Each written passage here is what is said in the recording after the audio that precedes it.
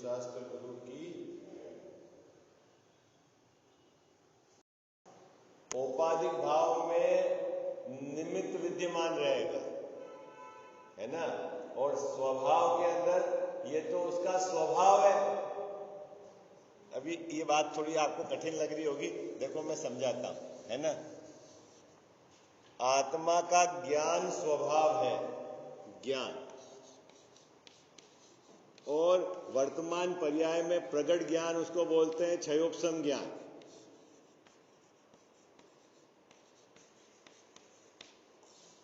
इसमें ज्ञानावरण कर्म का क्षयोपशम निमित्त होता है। बात पकड़ में आ रही है आपको? आत्मा का ज्ञान स्वभाव है और उसकी प्रगट पर्याय में जो ज्ञान व्यक्त है उसको अपन क्या बोलते हैं? क्षयोपशम ज्ञान। और क्षयोपशम ज्ञान में निमित्त क्या है? ज्ञानावरण का क्षयोपशम निमित्त है। और जो ज्ञान व्यक्त नहीं है उसको बोलते हैं औदैहिक अज्ञान, है ना। वो अभी ज्ञान उसकी पर्याय में व्यक्त ही नहीं है। लेकिन इस क्षयोपशम ज्ञान से जब ये जानता है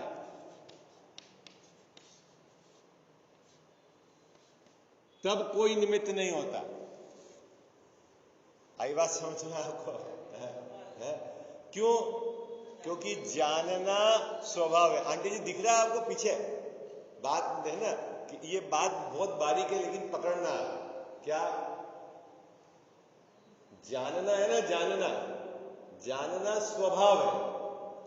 ज्ञान का अल्प विकसित प्रकटपना पर्याय में, उसके लिए तो कर्म का क्षयोपशम निमित्त है। लेकिन जानना, ये किसको जानेगा, है ना, ये बाहर में कोई उसका निमित्त नहीं है। आई बात समझ में? जानना इसका स्वभाव। अब आ जाओ उपाधि पर, है ना।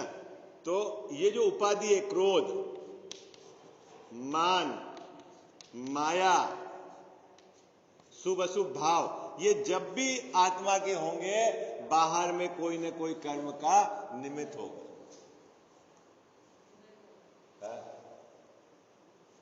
कोई बात पकड़ में आई? कठिन तो नहीं लग रही भैया? वैसा कठिन देखो, थोड़ा थोड़ा अपन अब यहाँ नियमित फिक्स हो गए जो स्वाध्याय करने आते हैं, तो आप थोड़ी गहराई की भी चर्चा करेंगे तो आप विचार तो कर सकते हैं ना। इसमें है निमित्त कदावसा। जब जब भी इसके शुभ भाव होंगे, अशुभ भाव होंगे, बाहर में क्या होगा? निमित्त होगा। निमित्त होगा मतलब कर्म का कोई न कोई अवस्था रूप निमित्त पड़ा होगा, है ना। और जब ये जानेगा तो जानने में कोई निमित्त की जरूरत नहीं। आई बात समझ में? तो जहां निमित्त उपस्थित है इसका मतलब ये उपाधि है, और ज्ञान उपाधि नहीं है। बात पकड़ में आई आपको? ज्ञान उपाधि नहीं है। अब ये जो दो भेद है, ज्ञान का और क्रोध का, इन दोनों का भेद नहीं जानता और इसको, क्रोध को अपना स्वभाव मानता है, ये आश्रव तत्व संबंधित भूल है। आई बात समझ में? आश्रव तत्व संबंधित भूल समझ में आई? शुभ अशुभ भाव ये क्या है? विभाव भाव है, औपाधिक भाव है।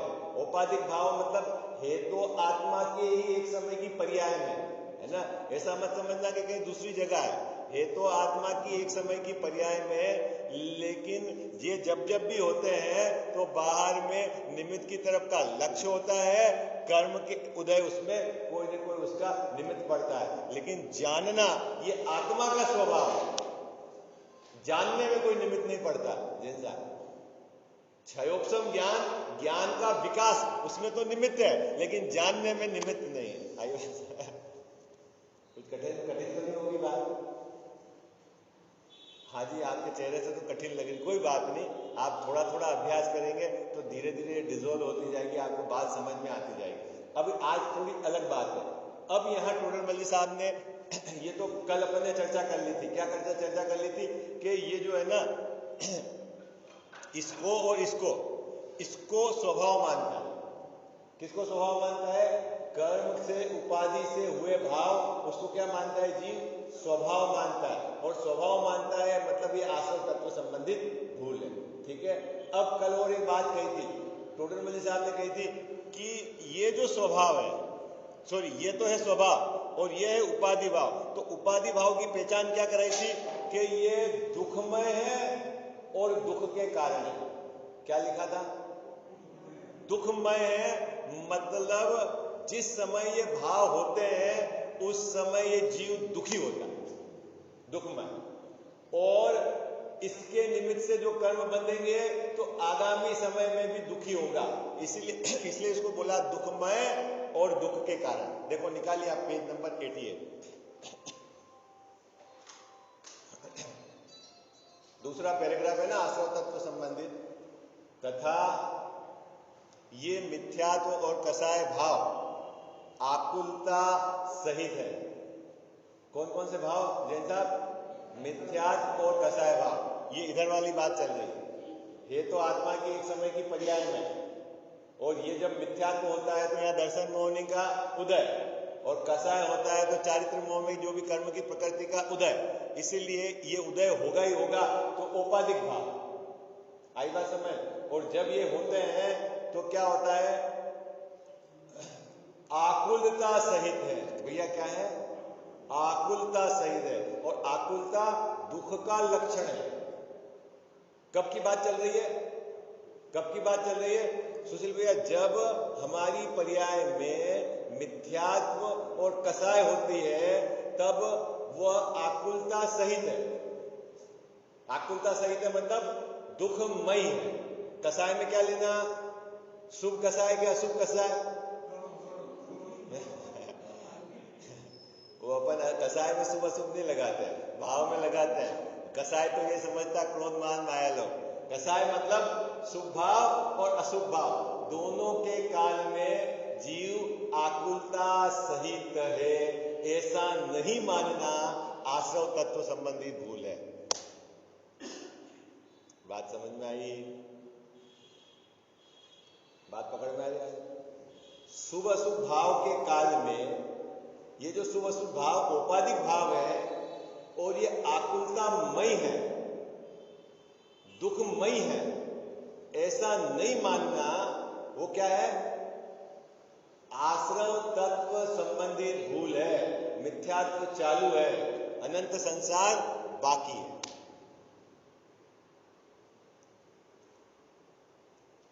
दूसरी बात, और जब जब ये भाव होते हैं तो वर्तमान में भी जीव दुखी है और इसके निमित्त से कर्म का बंध होगा।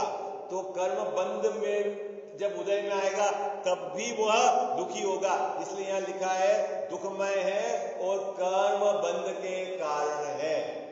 और उसके आगे आगे क्या लिखा टोडरमल साहब ने और स्पष्ट किया, इसीलिए आगामी काल में दुख को करेंगे। कौन से भाव दुख को करेंगे कजाव साहब? ये जो मिथ्यात्व और कसाय भाव है ये वर्तमान में भी दुखमय है और आगामी काल में भी दुख को करेंगे। अब आपका प्रश्न होगा कि साहब इसमें तो आप पाप भाव लो, पुण्य भाव तो कहां वर्तमान में दुखमय है और कहां आगामी काल में दुख को देंगे? नहीं, बोलो पुण्य भाव है। अभी जो हमारा स्वाध्याय सुनने का भाव, देखो बड़ी शांति से विचार करना, जो अभी अपन स्वाध्याय सुन रहे हैं ये भाव क्या है? शुभ भाव है ना। तो ये शुभ भाव दुखमय है कि सुखमय है?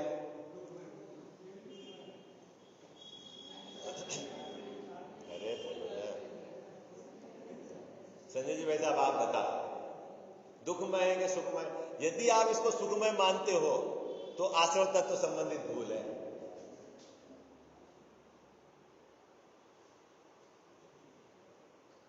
और साहब ये तो पुण्य भाव, पुण्य का बंध होगा तो स्वर्ग में जाएंगे। अच्छा ये तो बात सही है ना, पुण्य का बंध होगा तो स्वर्ग में जाएंगे, सर मोक्ष में तो नहीं जाएंगे? है? अरे हाजी या नाजी बोलो ना। पुण्य के बंध से मोक्ष में तो नहीं जाएंगे, वहां तो पुण्य का अभाव करके ही जाएंगे ना। पाप पुण्य सब नाश करी तो पुण्य के बंध होगा तो मोक्ष में तो नहीं जाएंगे, स्वर्ग में जाएंगे।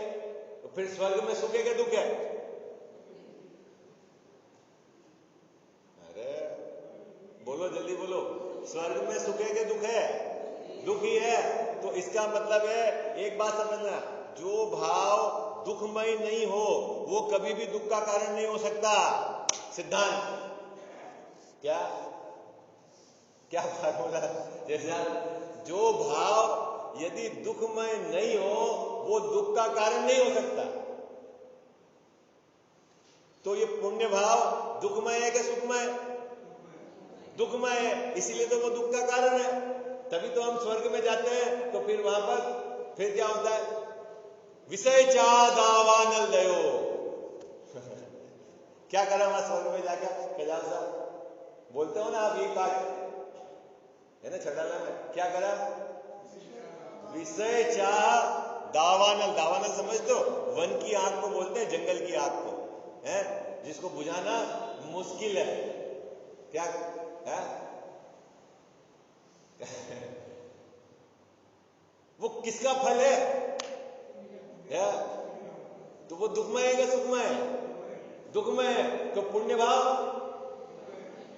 और मैं उस भाव को दुखमय नहीं मानता, इसका मतलब है आश्रव तत्व संबंधी भूल है। हाँ, कहा है, क्योंकि वो पुण्य परंपरा से कहा है, उसके साथ रहने वाला धर्म उसका उपचार करा है पुण्य पर। आगम को पढ़ेंगे ना तो आपको बराबर सब अपेक्षा पकड़ में आनी चाहिए, नहीं तो वो है ना, कहीं इधर से सुना कहीं इधर से सुना और मिलान नहीं करा तो समझ लेना गड़बड़ है। पुण्य को परंपरा से मोक्ष का कारण कहा है। किसको परंपरा से? कि पुण्य के साथ जो धर्म रहता है, सम्यक दृष्टि ज्ञानी धर्मात्मा के भी शुभ भाव होते हैं और अंदर में धर्म की धारा भी चल रही है। एक चौकड़ी दो चकड़ी कसाय का अभाव है उनके, तो जो धर्म का उपचार करते हैं बाहर के शुभ भाव को, इसलिए दयादान पूजा के भाव को कभी धर्म भी कहा जाता है। वो उपचार कथन है। उपचार मतलब अंदर के धर्म का बाहर में उपचार किया गया, वो धर्म नहीं है। और धर्म है तो फिर मेटे क्यों? एक फार्मूला लगा लेना आप, जो धर्म है वो बढ़ता हुआ होना चाहिए, उसके मिटने का बात नहीं आनी चाहिए। बात समझ में? फिर पुण्य को नाश करने की बात क्यों करते हो आप? धर्म को नाश करना है क्या? अगर परंपरा से मोक्ष का कारण है तो क्यों नाश करना है उसको? बोलते हो ना विनय पाठ में, पुण्य पाप सब नाश करी पायो। तो वो उपचार कथन है, कथन की पद्धति को समझना है, उसकी अपेक्षा समझनी है और चारों अनुयोग का मिलान करना आना चाहिए और उसमें से वीतरागता निकालना आना चाहिए किसी भी बात को पकड़कर। क्योंकि सबसे ज्यादा सुशील भैया जो विवाद है ना, आगम के आधार से चल रहे हैं, अपेक्षा तो समझी नहीं, एक एक बात निकाल लेते हैं, आगे पीछे सब पढ़ते नहीं है, विचार नहीं करते हैं और बता देते हैं देखो ये लिखा हुआ, देखो ये लिखा हुआ, देखो ये लिखा हुआ। और भोले जी में उन्होंने भी स्वाध्याय नहीं करा, जैसा गुरु वैसे चले, तो वो कहां समझे अपेक्षा? ठीक है, चले आगे। अभी क्या बात हो गई कि ये जो भाव है औपाधिक भाव है, इसकी पहचान क्या होगी भैया? ये जब भी होंगे बाहर में निमित्त होगा, ये इसकी उपाधि लगी हुई, जीव का लक्ष्य उधर की तरफ होगा, है ना, इसलिए औपाधिक भाव है। और ये औपाधिक भाव जब भी होते हैं उस समय भी दुखमय है और आगामी काल में भी कर्म बंध के कारण है, इसलिए दुख के कारण है। ये टोडरमल साहब ने इस पंक्ति में स्पष्ट किया। देखो पढ़ते हैं, इसीलिए वर्तमान दुखमय है और कर्म बंध के कारण है, इसीलिए आगामी काल में दुख करेंगे। ये बड़ा जो लाइन खींचते हैं ना आड़े, इसका मतलब है तीनों बात पर्यायवाची है ना, इसको समझाने के लिए बड़ी लाइन की। ऐसा उन्हें नहीं मानता और भला जान इन भावों रूप होकर स्वयं प्रवर्तता है। क्या करता है आश्रव तत्व संबंधी भूल में? ऐसा ये नहीं मानता कि पुण्य का भाव दुखमय है, ऐसा ये नहीं मानता और वह सुख का कारण है और सुखमय है, ऐसा मानकर उस रूप परिणमित होता है ना। यह आश्रव तत्व संबंधी भूल है। तथा वह दुखी तो अपने इन मिथ्यात्व और कसाय भावों से होता है और वृथा ही औरों को दुख उत्पन्न करने वाला मानता है। अब टोडरमल साहब को 3 उदाहरण देने पड़े। क्या सिद्ध करना है कजाव साहब इन 3 उदाहरण में? कि दुख तो इसको इसकी पर्याय में होने वाले औपाधिक भाव उसका है। क्या सिद्ध करना है? दुख तो इस जीव की पर्याय में होने वाले औपाधिक भाव मिथ्यात्व और कसाय भाव का है, और मानता क्या है? दुख का कारण अन्य को मानता है। आई बात? दुख किसका है?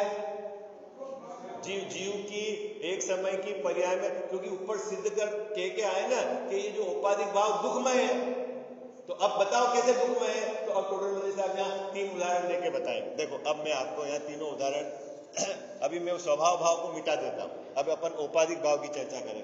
ये जीव, ठीक है, इसकी पर्याय के अंदर औपाधिक औपाधिक भाव है ना, यहां मिथ्यात्व और कसाय,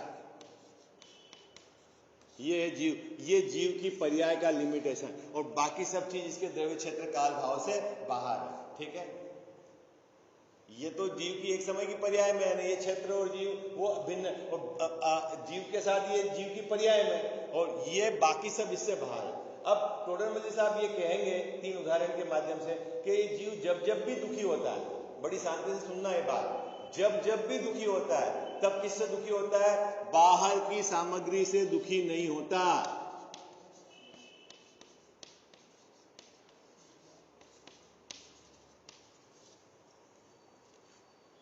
जब भी दुखी होता है भैया, बाहर की सामग्री से दुखी नहीं होता, तो फिर किससे होता है? कि इन भावों से दुखी होता है। ठीक है, ये बात अभी सिद्ध करनी है, क्योंकि ये वर्तमान दुख को सिद्ध करनी है। आगामी दुख के लिए तो निमित्त नैमित्तिक संबंध में कर्म बंधेंगे, तो जिन में भी कर्म बंधता है समझ लेना वो सब संसार में रुलाएंगे। बंध मतलब संसार में, और छूटना मतलब मुक्ति। क्या फार्मूला लगाना आपने को? बंध मतलब संसार, पुण्य बंध मतलब संसार, पाप बंध मतलब संसार, बंध है ना मतलब वो संसार, और छूटना उसको कहते हैं निर्जरा। तो निर्जरा जो है वो मोक्ष का है, कारण है। बात पकड़ में आई आपको? अब यहां ये बता रहे हैं कि ये मिथ्यात्व भाव ये दुख का कारण है, और ये मानता इनको है। ये तो इस जीव से भिन्न है, ये जीव की एक समय की पर्याय में है, इसको तो देखता नहीं, और इधर को देख कर परेशान होता है कि इसके कारण मैं दुखी हो रहा हूं। इसका कोई रोल नहीं है दुखी होने में, क्योंकि दुख का कारण तो इसकी जीव की एक समय की पर्याय में जो मिथ्यात्व और ये जो कसाय भाव है उससे होता है। ठीक है, अब यहां 3 उदाहरण देखो, बहुत सुंदर उदाहरण दिए टोडरमल साहब। जैसे दुखी तो मिथ्या श्रद्धान से होता है भैया, दुखी तो मिथ्या श्रद्धान मतलब इस जीव की एक समय की श्रद्धा गुण का जो विकारी परिणमन है उसका नाम है मिथ्या श्रद्धा। उसमें क्या इसने बिठा रखा है श्रद्धान में कि जगत मेरे अनुसार परिणमे, बच्चा मेरे अनुसार परिणमे, बहू मेरे अनुसार परिणमे, नौकर मेरे अनुसार परिणमे, ये या मैं उनको परिणमन कराने वाला हूं। क्या सुशील भैया, बच्चे की परवरिश कौन करता है? अरे बोलो। मैं बच्चे के लिए मकान और ये दुकान किसने व्यवस्था जुटाई? मैंने जुटाई। तो ये जो मैंने जुटाई ये श्रद्धा, इस श्रद्धा को कहते हैं मिथ्यात्व भाव। वो कहां है ये भाव? ये तो जीव की एक समय की पर्याय में है। ठीक है, अब आपने ऐसा मान रखा कि मैंने बच्चे की तो व्यवस्था जुटाई और मैं उसके लिए इतना करता हूं, और ये नालायक मेरी बात नहीं सुनता, मेरे को बड़ा परेशान कर दिया इसने। तो दुख का कारण क्या कौन हो गया? बच्चा। दुख का कारण कौन हो गया सुशील भैया?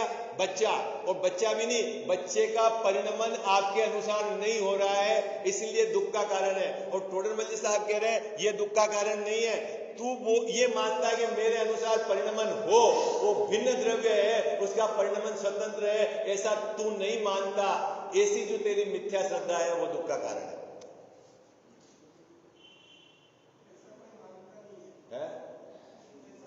इसीलिए तो संसार में सर्टिफिकेट है ना हमारे पास, संसार में घूम रहे हैं, परिभ्रमण। भाई वाह, आप क्यों संसार में परिभ्रमण कर रहे हो? इसकी खोज तो करो कि ये जो गड़बड़ी है, गड़बड़ी इसलिए तो परिभ्रमण, और जिनकी गड़बड़ी निकल गई वो सब पहुंच गए ऊपर। सिद्धालय में, और गड़बड़ी के साथ रहना है तो संसार चालू है, और गड़बड़ी वेटनी है तो पुरुषार्थ करके आप भी वहां पहुंच। ये तो जैन धर्म है, यहां कोई भगवान ऊपर से थोड़ी आते हैं भाई। अन्य मत में तो भगवान ऊपर से आएंगे, यहां तो भगवान ये तो जीव बनेगा है, वही जीव बनेगा जो एक समय पहले मिथ्यात्व के साथ था, वही है ना। मारीच का जीव वो महावीर बन गया, जीव में क्या अंतर हुआ है? एक समय उसकी विकारी पर्याय के साथ था तो अपने को उसके नाम के साथ एलर्जी आती है, और वही उन्होंने पुरुषार्थ करके अपनी आत्मा से विकार भाव को भिन्न जानकर तो वो हमको पूज्यपना आता है। जीव तो वही है ना, महावीर वही, त्रिप्रस्थ नारायण वही, शेर वही, पुनर्वा भील है तो जीव वही ना। एक को देख के तो अपने को अरे मारीच का जीव है, तो विपरीत मत चला है। और एक समय जय जयनाथ परम गुरु हो नहीं, तो पूज्यपना क्या है? उनकी पर्याय में जो पवित्रता प्रकट हुई उससे पूज्यपना है ना। और पर्याय में विपरीतता थी, उन विपरीत भावों को हम देख कर ये हमें नहीं चाहिए, इसलिए हमारे को उनके प्रति ऐसा था कि नहीं। अभी देखो यह बात जो दूसरी चल रही, क्या विषय चल रहा है जैन साहब के दुख का कारण बाहर की सामग्री नहीं है, जीव की एक समय की पर्याय में होने वाले जो मिथ्यात्व और कसाय भाव है वो दुख का कारण। अगर आप इनको नहीं पकड़ोगे, इनको मेटने का काम नहीं करोगे, और यहां कितनी भी व्यवस्था जुटाओ, किसी भी कीमत पर सुखी नहीं हो सकते।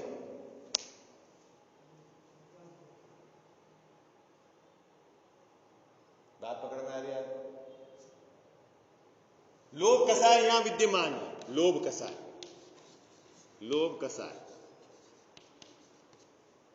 पहले एक मकान था, 2 मकान था, 5 करोड़ हुए, 10 करोड़ हुए, 100 करोड़ हुए, देश का सबसे अधिक पैसे वाला हो गया, पूरे विश्व का अधिक हो गया, चक्रवर्ती हो गया, इधर ये सब हो जाए, यहां ये विद्यमान है तो बोले सुखी के दुखी। अपन अब सुखी होने के लिए कहां उपाय करते हैं ये बता पा? इसको मेटने का उपाय करते हैं कि यहां बढ़ाने का उपाय करते हैं? सुशील भैया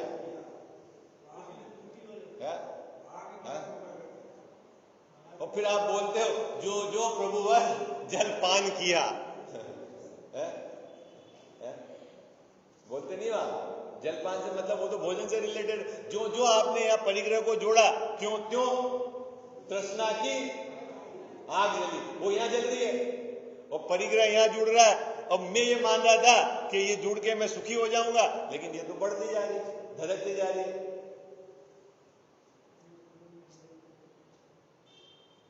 हाँ नहीं देता कितना सरल है। अभी देखो 3 पंक्ति पढ़ता हूं, आपको तीनों में यहां घटाना, एक यहां और यहां, यहां और यहां, है ना। देखो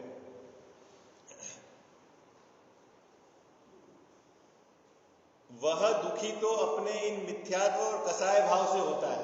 कौन? मैं, है ना सुशील भाई। दुखी तो किससे होता हूं? मिथ्यात्व और कसाय भाव से। वृथा ही, वृथा ही मतलब झूठा, ऐसे ही औरों को दुख उत्पन्न करने वाला मानता हूं। कौन? मैं। अब जैसे, अब उदाहरण देके समझाया, जैसे दुखी तो मिथ्या श्रद्धान से होता है, परंतु अपने श्रद्धान के अनुसार जो पदार्थ न प्रवर्ते उसे दुखदायक मानता है। दुखी किससे होता है? अपने श्रद्धान से होता है कि इसको ऐसा करना चाहिए, है? बच्चे को सुबह 7 बजे उठना चाहिए, नहीं साहब योगा करना चाहिए उसको, ये अपना श्रद्धान, और वो 9-10 बजे उठे, है? तो दुखी कौन कर रहा है अपने को? बच्चा कर रहा है। नालायक 7 बजे उठ जाए तो मेरे को काहे के लिए कसाया आ गया, ऐसा है? बोलो भाई जल्दी बोलो। दुखी कौन करता? काका जी कौन करता दुखी? अपना स्वयं का मिथ्यात्व कसाय भाव, वो दुख का कारण है। और मानता क्या है? बाहर की सामग्री। ये है बात। दूसरा, पहला उदाहरण, दुखी तो क्रोध से होता है। गुस्सा आया, किसको आया?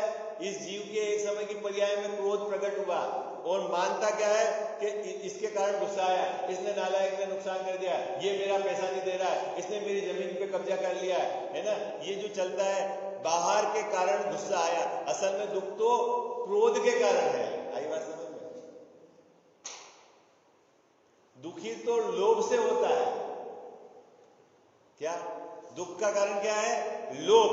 और मानता क्या है कि ये इष्ट सामग्री मेरे को नहीं मिली इसलिए दुखी हो रहा हूं। अच्छा घर का मकान होता तो मैं सुखी हो जाता। तो जिन जिन के मकान है घर के सब सुखी है ना जैसा?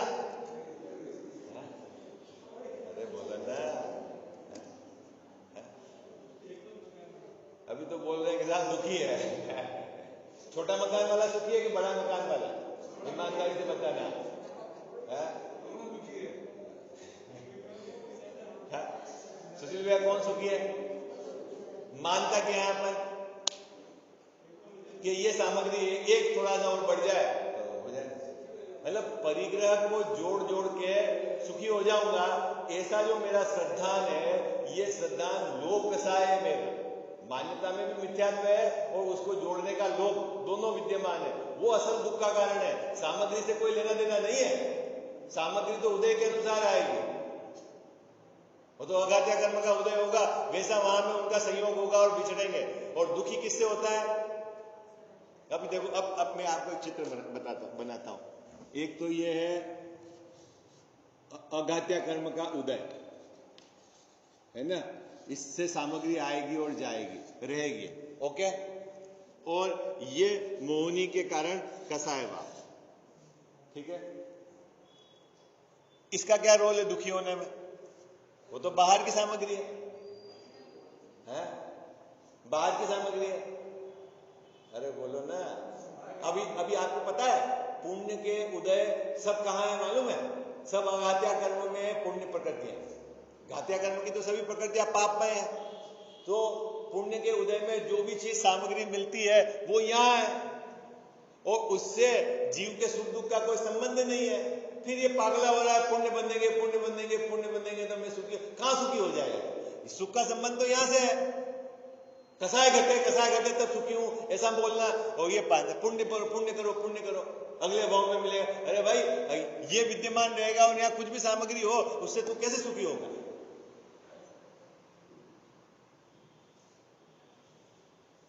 बोला बात पकड़ में आ रही संजय जी? वैसा ये खोज है आचार्यों की, केवली भगवान की बात है उन लोगों के लिए, जैसा किन लोगों के लिए जो समझकर आत्म कल्याण करना चाहते हैं। और जो इसको समझना ही नहीं चाहता उसके लिए तो कोई बात है नहीं। बराबर है? बात पकड़ में आ गई? आप सभी एंगल से मिलाओगे तो आपको बात पूरी तरह से फिट लगेगी कि कहीं गड़बड़ी नहीं है। और नहीं तो आप एक तरफ खींच जाओगे तो फट वो बात कट जाएगी। यदि आपने पुण्य भाव से सुख मान लिया तो फिर देवों को सुखी मानना पड़ेगा। फिर कसाय मेटने की बात नहीं करनी पड़ेगी, फिर पुण्य को मेटने की बात नहीं करनी पड़ेगी। आई बात समझ में आपको? इसीलिए बड़ी एक बात और मैं आपको बताता हूं, ज्ञानी धर्मात्मा की भूमिका में है ना, ये स्वभाव होते हैं। आई बात समझ में? उसको नकारा नहीं है। सम्यक दृष्टि भी पूजा करता है, वृत्ति भी पूजा करता है, और मुनिराज है वो द्रव्य पूजा नहीं करे तो भाव पूजा स्तुति वंदना उनके आवश्यक है। लेकिन ये सब शुभ भाव है। और ये सब शुभ भाव क्या है? आश्रव भाव है, छोड़ने लायक है, दुखमय है, दुख के कारण है। आई बात समझ में? आगे बढ़ते बढ़ते जैसे जैसे ये मोक्ष मार्ग में आगे बढ़ते जाएगा, सुख, ये जो शुभ भाव है ये घटते जाएंगे और एक समय पर समाप्त हो जाएंगे।